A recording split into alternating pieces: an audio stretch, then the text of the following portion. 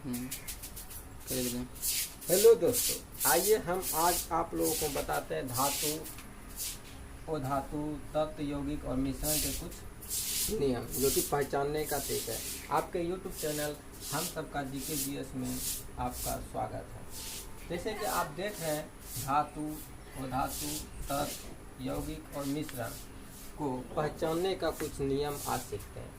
जैसे कि अगर आप लोग देख रहे होंगे सही से ध्यान से अगर देखिए, इसमें तो दिया है lithium, beryllium, sodium, magnesium, aluminium, potassium, calcium, scandium, titanium, chromium, gallium, strontium. अगर गौर से आप देखिए तो सब के अंत में क्या है? मो। क्या है? मो। अगर इंग्लिश में अगर आते हैं क्या आता है? यूएम। यूएम इसका मतलब है अगर तत्व, अगर धातु के अंत में मो या इंग्लिश के अक्षर यूएम या यूएम अगर आ जाए तो क्या समझेंगे हम? क्या है ये? धातु। क्या है? धातु। किसी धातु के अंत में मो या यूएम आ जाए उसे क्या कहेंगे? धातु। अगर हम इसी तरह बात करते हैं कैडमियम, इसमें भी अंत में मो, इंडियम इसमें भी अंत में मो, सीजियम अंत में मो, francium UM, radium UM, platinum UM, osmium UM. अब जितने भी धातु, अधिकतर जितने भी धातु है, कुछ अपवाद में धातु में है जो कि मो और यूएम नहीं आएगा, लेकिन बाकी बात लगभग जितने भी धातु हैं आप में देखिएगा अगर ध्यान से, हिंदी के अक्षर में मो और इंग्लिश के अक्षर में यूएम आएगा। अगर हम बात करें ओ धातु की, किसमें? ओ धातु।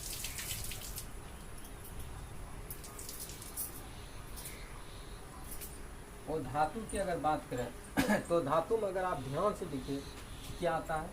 No hydrogen, boron, carbon, nitrogen, oxygen, chlorine, bromine, इन सब में अंत में क्या आता है? नो। अगर इंग्लिश के अक्षर में देखें तो ओ एन क्या आता है? Axon, radon. इंग्लिश के अक्षर में क्या आएगा? O N. इसका मतलब नो और ओ एन अगर आ जाए हम क्या समझेंगे? क्या है? ओ धातु। हाइड्रोजन के भी अंत में नो, ब्रोमीन के अंत में नो, कार्बन, नाइट्रोजन, ऑक्सीजन, क्लोरीन और इंग्लिश के अक्षर ओ एन अगर कहीं मिल जाए आपको तो आप क्या समझेंगे कि क्या है? यह ओ धातु। इसका मतलब ये सब जितने भी सारे हैं सब ओ धातु। अब आते हैं तत्व। तत्व की अगर बात करें, तत्व जिसका अकेला सूत्र हो, क्या हो? सूत्र हो, यानी सिर्फ अकेला सूत्र हो, जैसे कोबाल्ट, निकेल, कॉपर। इन सबों को ध्यान से आप देखिए, कोबाल्ट, निकेल, कॉपर, सब में क्या आता है? सब में आएगा सूत्र। अगर यौगिक की बात करें हम, अगर यौगिक की बात करें तो यौगिक में एक या एक से अधिक सूत्र। क्या आएगा यौगिक में?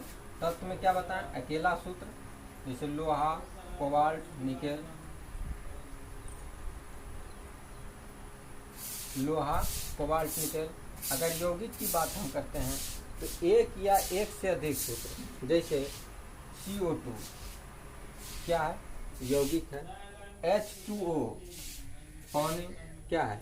यौगिक है। अगर इसी में हम मिश्रण की बात करें तो मिश्रण में इसका कोई सूत्र नहीं। मिश्रण में मतलब इसका कोई सूत्र नहीं।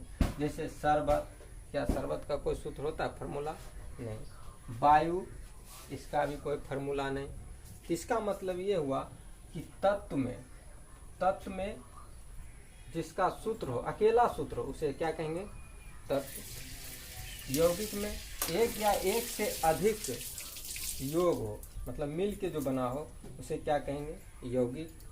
और मिश्रण जिसका ना तो सूत्र हो उसे क्या कहेंगे हम, मिश्रण। तो इसका मतलब आप लोग समझ गए हैं धातु, धातु, तत्व, यौगिक और मिश्रण को। अगर आप लोगों को वीडियो अच्छा लगा हो लाइक एंड सब्सक्राइब और शेयर जरूर करें। धन्यवाद। हेलो दोस्तों, आइए हम आज आप लोगों को बताते हैं धातु और धातु, तत्व, यौगिक और मिश्रण के कुछ नियम जो कि पहचानने का तरीका है।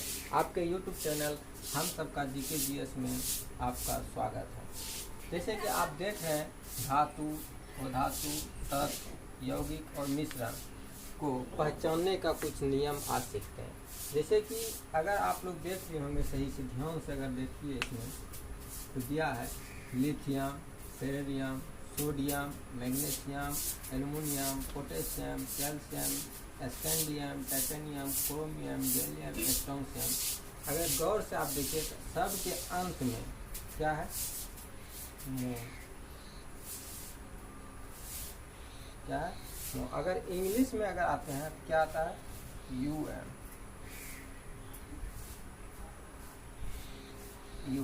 इसका मतलब है तत्व, अगर धातु,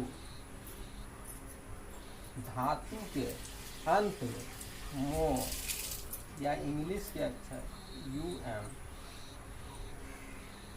या यूएम अगर आ जाए तो क्या समझेंगे हम, क्या है ये, धातु। क्या है, धातु। किसी धातु के अंत में मो या यूएम आ जाए उसे क्या कहेंगे, धातु। अगर हम इसी तरह बात करते हैं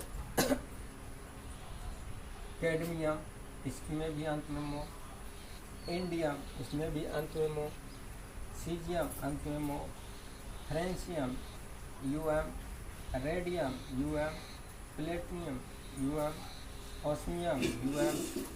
अब जितने भी धातु, अधिकतर जितने भी धातु है, कुछ अपवाद में धातु और धातु में है जो कि मो और यूएम नहीं आएगा, लेकिन बाकी बात लगभग जितने भी धातु हैं आप में देखिएगा अगर ध्यान से, हिंदी के अक्षर में मो और इंग्लिश के अक्षर में यूएम आएगा। अगर हम बात करें ओ धातु की, किसमें, ओ धातु,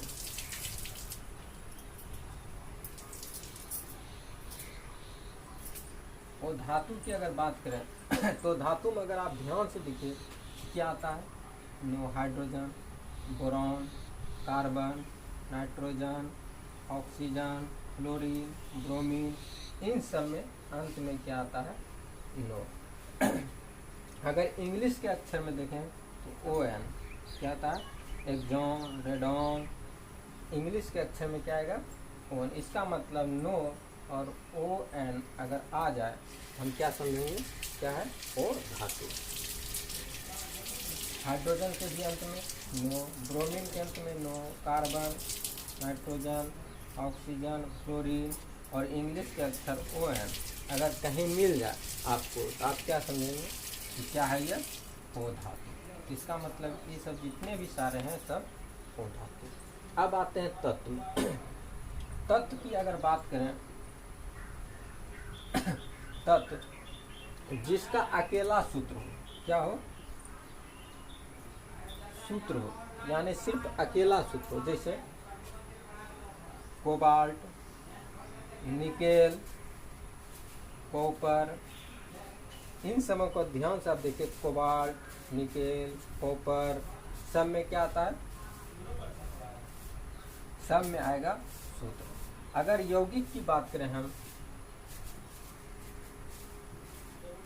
अगर यौगिक की बात करें तो यौगिक में एक या एक से अधिक सूत्र, क्या आएगा यौगिक में, तत्व में क्या बताएं, अकेला सूत्र, जैसे लोहा, कोबाल्ट, निकेल,